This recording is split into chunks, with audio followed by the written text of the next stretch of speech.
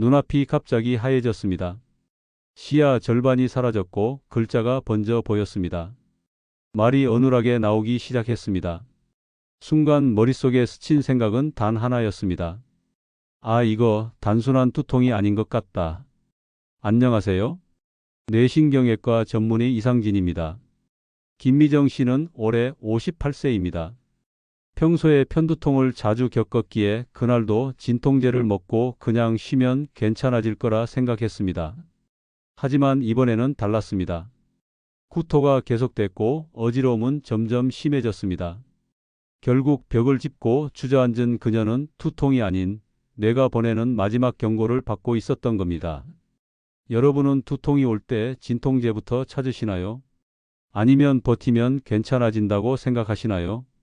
그런데 그 두통이 편두통이 아니라 뇌혈관이 터지기 직전이라는 신호일 수도 있다는 사실 알고 계셨습니까? 뇌는 위급한 순간 가장 확실한 방법으로 몸에 신호를 보냅니다. 눈앞이 번쩍이거나 말이 꼬이거나 손발이 저리거나 이게 그 신호입니다. 문제는 이런 증상이 편두통과 너무 닮아 있다는 겁니다. 그래서 대부분은 병원에 가지 않습니다. 그냥 넘깁니다. 그리고 결국 돌이킬 수 없는 상황을 마주하게 됩니다. 여러분은 지금까지 겪었던 두통이 정말 단순한 편두통이라고 확신하실 수 있을까요? 혹시 그 두통이 여러분 뇌가 보내는 마지막 경고였다면 어떻겠습니까? 오늘 영상에서는 편두통처럼 보이지만 절대 그냥 넘겨서는 안 되는 치명적인 두통의 특징을 정확히 구분하는 방법을 알려드립니다. 영상 마지막에는 실제 병원에서 사용하는 두통 판단 체크리스트를 공유해 드리니 꼭 끝까지 시청해 주시기 바랍니다. 김미정 씨가 병원에 도착했을 때는 이미 몸 상태가 급격히 나빠지고 있었습니다. 도착 당시에도 왼쪽 시야는 여전히 흐릿했고 말은 여전히 또렷하지 않았습니다. 심한 구토가 계속되었고 두통은 머리가 터질 것처럼 맥박을 따라 뛰었습니다. 의사는 김미정 씨에게 응급 뇌 영상 검사를 권유했고 곧바로 MRI와 뇌혈관 조형 검사가 진행됐습니다. 검사 결과는 충격적이었습니다. 김미정 씨의 뇌혈관 중 일부가 반복적으로 좁아졌다가 넓어지는 이상 반응을 보이고 있었던 겁니다. 이를 가역 뇌혈관 수축 증후군이라고 진단했습니다. 가역 뇌혈관 수축 증후군은 말 그대로 뇌혈관이 일시적으로 수축하는 병입니다. 문제는 이 수축이 통제되지 않을 경우 뇌에 혈액이 제대로 공급되지 않아 뇌경색이나 심각한 경우 뇌출혈까지 이어질 수 있다는 점입니다. 보통은 몇 주에서 길게는 3개월 안에 혈관이 다시 정상으로 회복되지만 그 사이에 발생할 수 있는 합병증이 무섭습니다. 김미정 씨의 경우 다행히 빠르게 진단받고 치료를 시작해 회복이 가능했지만 만약 이 증상을 편두통으로 착각하고 하루 이틀 더 지체했더라면 지금쯤은 전혀 다른 상황이었을지도 모릅니다. 이 질환은 특히 중년 여성에게서 더 자주 발생하는 것으로 알려져 있습니다. 연구에 따르면 50대 이상 여성 중 스트레스가 많거나 혈압 조절이 잘 되지 않거나 폐경 이후 호르몬 변화가 급격한 경우 뇌혈관의 자율 조절 기능이 떨어지면서 이러한 수축 반응이 나타날 수 있다고 보고됐습니다. 평소 편두통을 자주 겪었던 분이라면 더더욱 구별이 어렵습니다. 조짐 증상도 통증의 양상도 비슷하기 때문입니다. 그렇다면 이 증상을 어떻게 구별해야 할까요? 편두통은 대개 발병 이전에 조짐 증상이 있고 어느 정도 일정한 패턴을 갖고 있습니다. 예를 들어 빛에 민감해지거나 구역질이 동반되거나 눈앞에 번쩍이는 이미지가 보이는 등의 전조 현상이 나타난 후 통증이 찾아오는 시기입니다. 또한 대개는 몇 시간에서 하루 안에 자연스럽게 가라앉고 일정한 간격으로 반복되는 특징이 있습니다. 하지만 뇌혈관 수축 증후군은 그렇지 않습니다. 갑작스럽게 시작되고 그 강도도 훨씬 심하며 기존의 편두통과는 확연히 다른 패턴을 보입니다. 특히 주의해야 할 점은 시야 이상입니다. 눈앞이 어두워지거나 번쩍이거나 흐릿하게 보이기 시작할 경우 이는 단순 편두통이 아닌 신경학적 이상 신호일 가능성이 높습니다. 말이 잘 나오지 않거나 발음이 꼬이기 시작했다면 더 이상 지체해서는 안 됩니다. 또한 일반적인 진통제를 복용해도 두통이 가라앉지 않고 후토와 어지럼이 함께 동반된다면 즉시 병원을 방문해 정밀 검사를 받아야 합니다. 실제로 응급의학과 전문의들 사이에서는 이러한 증상에 대해 무조건 조기 대응을 원칙으로 합니다. 뇌혈관 질환은 타이밍이 생명입니다. 증상이 발생하고 나서 치료까지 걸리는 시간, 그 몇 시간이 뇌세포의 생존 여부를 결정합니다. 늦게 병원에 도착한 환자일수록 회복 가능성이 낮아지고 후유증도 크게 남을 수밖에 없습니다. 여러분 중에는 혹시 두통을 당연한 것으로 여기고 스스로 진단하고 넘기신 분도 계실 겁니다. 특히 중년 이후에는 몸의 여러 기능이 변하면서 이전과는 다른 형태의 통증이나 증상이 나타날 수 있습니다. 예전과 다른 두통이 반복된다면 반드시 기록해두는 습관을 들이시길 바랍니다. 두통의 시작 시간, 강도, 위치, 동반 증상 등을 적어두면 병원에서 진단받을 때 큰 도움이 됩니다.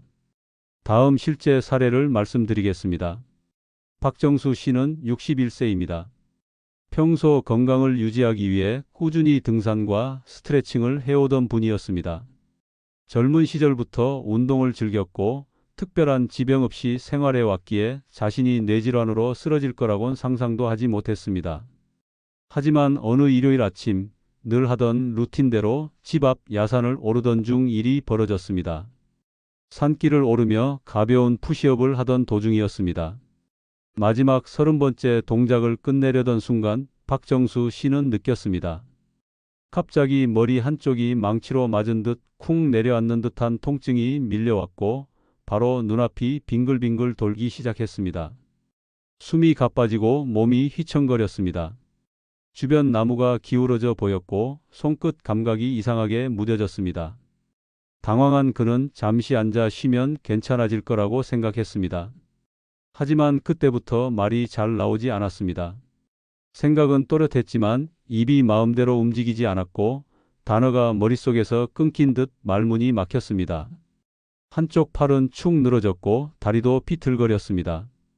지나가던 등산객의 도움으로 가까운 병원에 도착했을 때는 이미 뇌경색이 상당 부분 진행된 상태였습니다.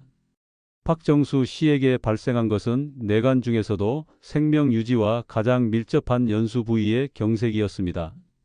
연수는 뇌줄기 하단에 위치한 기관으로 호흡과 심장 박동, 혈압 조절 같은 생명을 유지하는 기능을 담당하는 중추입니다. 이 부위에 문제가 생기면 단순히 마비나 언어 장애에 그치지 않고 갑작스럽게 심장이 멈추거나 호흡 정지가 발생할 수 있습니다. 특히 박정수 씨가 겪은 두통은 일반적인 편두통이나 긴장성 두통과는 전혀 다른 양상이었습니다. 의학적으로 벼락두통이라 불리는 이 증상은 그야말로 벼락이 치듯 갑작스럽고 1분 안에 통증의 강도가 최고조에 도달하는 것이 특징입니다. 이 두통은 예고 없이 찾아오며 통증의 강도도 일상에서 겪을 수 있는 두통과는 비교가 되지 않습니다. 문제는 이런 벼락두통이 종종 생명을 위협하는 뇌질환의 전조 증상일 수 있다는 점입니다. 대표적으로 뇌동맥류 파열, 뇌혈관 박리, 연수 경색, 뇌정맥 혈전증 등이 있습니다. 벼락두통을 단순한 두통으로 여기고 진통제로 넘기면 골든타임을 놓치고 돌이킬 수 없는 결과를 맞게 될 수 있습니다.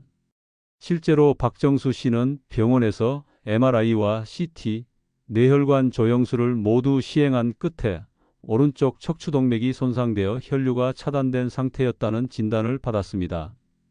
이로 인해 뇌관 하부에 혈액 공급이 막히면서 연수에 뇌경색이 생긴 것입니다.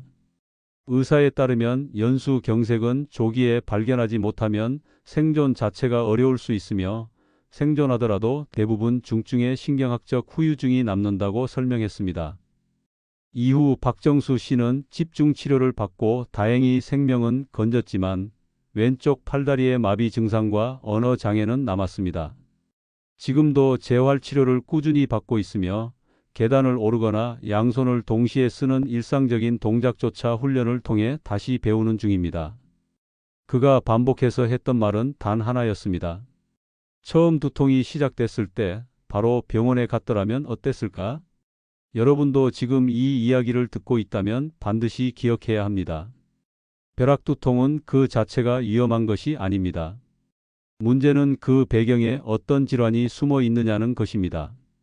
만약 1분 안에 시작된 두통이 구토나 어지럼증, 시야 흐림, 언어 장애, 감각 저하와 함께 나타났다면 즉시 병원에 가야 합니다. 그게 새벽이든 한밤중이든 기다릴 시간이 없습니다. 실생활에서 적용할 수 있는 간단한 자가 점검법도 있습니다. 첫째, 갑작스럽게 시작된 극심한 두통이 평소와 다르다면 진통제로 버티지 마시고 즉시 병원을 찾으십시오.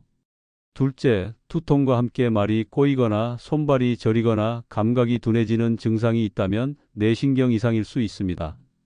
셋째, 평소보다 구토나 어지럼이 유독 심하게 동반되었다면 뇌혈관에 문제가 생겼을 가능성을 의심해야 합니다.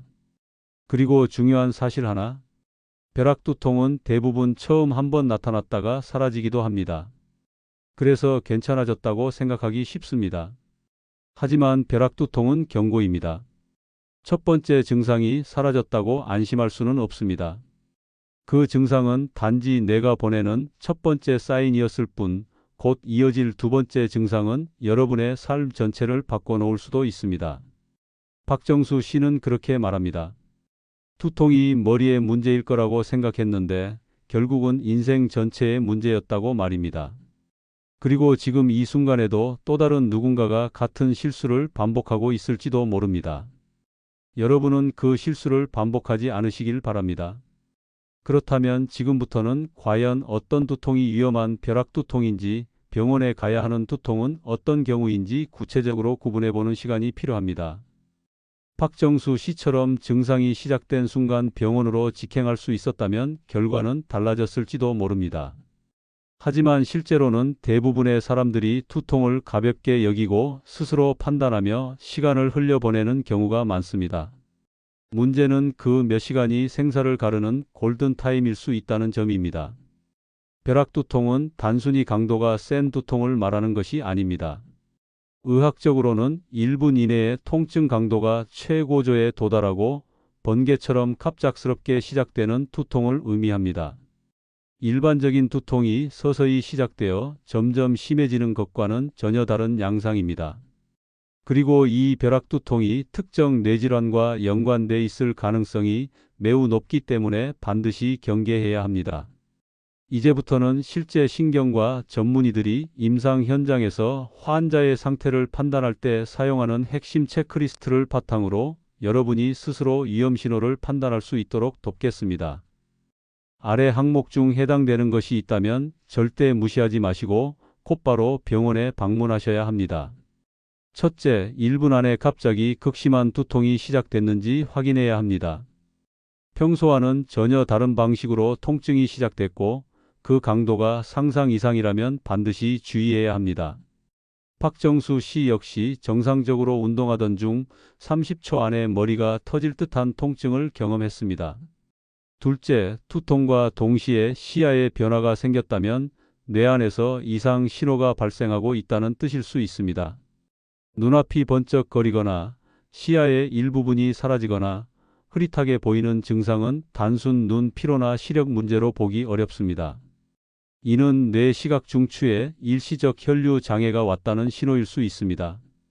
셋째, 말이 잘 나오지 않거나 발음이 꼬이는 증상이 있다면 뇌의 언어 중추에 손상이 시작되고 있다는 신호입니다. 편두통의 전조 증상과 헷갈릴 수 있지만 말이 완전히 나오지 않거나 단어가 떠오르지 않는 상태라면 절대 그냥 넘기면 안 됩니다. 넷째, 팔이나 다리 한쪽이 무거워지거나 저리거나 감각이 이상해졌다면 이는 전형적인 뇌졸중 초기 증상입니다. 특히 몸의 한쪽만 이상 증세가 나타나는 경우 뇌의 반대편 혈관에서 문제가 생겼을 가능성이 높습니다. 다섯째, 구토와 어지럼증이 동반될 경우 단순 위장 문제로 착각하기 쉽지만 뇌혈류의 불균형으로 인한 신경계 이상일 수 있습니다. 특히 박정수 씨의 사례처럼 극심한 어지럼과 함께 자세를 유지하기 어려운 경우에는 즉시 신경과 응급 검사를 받아야 합니다. 여섯째, 기저질환이 있는 중년 이상의 연령층일 경우에는 두통 하나도 결코 가볍게 봐서는 안 됩니다. 고혈압, 당뇨, 고지혈증 등 만성 질환을 앓고 있는 분들은 뇌혈관이 이미 약해져 있을 가능성이 높아 작은 자극에도 치명적인 결과가 나타날 수 있습니다. 이런 체크리스트는 단순히 불안감을 유발하기 위해 만들어진 것이 아닙니다.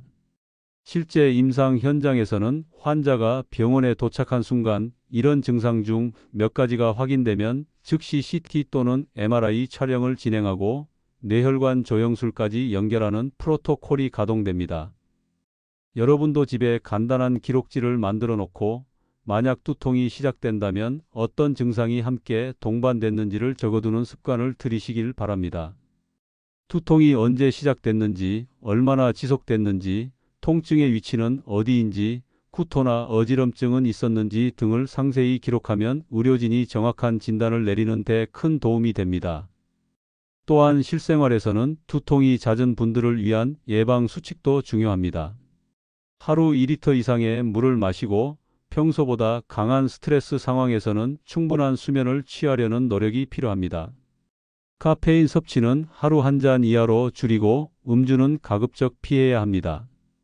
특히 갑작스러운 날씨 변화나 고온 환경, 심한 운동 뒤에 두통이 발생한다면 몸을 쉬게 해주고 통증의 양상을 주의 깊게 관찰해야 합니다. 가장 중요한 것은 이상한 두통이 왔을 때 여러분 스스로 결론을 내리지 않는 것입니다. 나는 괜찮을 거라는 막연한 낙관은 진단과 치료를 지연시키고 그 사이 뇌는 손상될 수 있습니다. 생명을 위협하는 두통은 눈으로 보이지 않습니다. 오직 여러분의 감각만이 그것을 감지할 수 있습니다. 지금까지 벼락두통의 위험성과 실제 사례를 통해 뇌가 보내는 경고 신호를 확인하셨다면 이번에는 시청자분들이 가장 궁금해하시는 내용을 정리해서 알려드리겠습니다. 영상 댓글이나 의료 현장에서 자주 나오는 질문들을 바탕으로 실제로 많은 분들이 헷갈려 하시는 지점들을 중심으로 설명드리겠습니다. 먼저 가장 많이 받는 질문입니다. 벼락두통과 편두통은 어떻게 구분하나요? 이 질문은 특히 기존의 편두통을 앓고 있던 분들에게서 자주 나옵니다. 결론부터 말씀드리자면 벼락두통은 매우 갑작스럽고 강도가 극단적으로 높으며 1분 안에 통증의 최고조에 도달합니다. 반면 편두통은 대부분 점진적으로 시작되며 통증이 천천히 심해지고 이전에 비슷한 경험이 반복적으로 있었던 경우가 많습니다. 편두통은 몇 시간에서 하루 정도 지속되지만 벼락두통은 수분 안에 신경학적 증상까지 동반할 가능성이 높습니다. 두 번째로 자주 나오는 질문은 이런 두통이 왜 50대 이후에 더 위험한가에 대한 부분입니다. 그 이유는 중년 이후 뇌혈관의 탄력성이 저하되기 때문입니다. 나이가 들수록 혈관 내벽이 두꺼워지고 혈류 흐름이 불안정해집니다.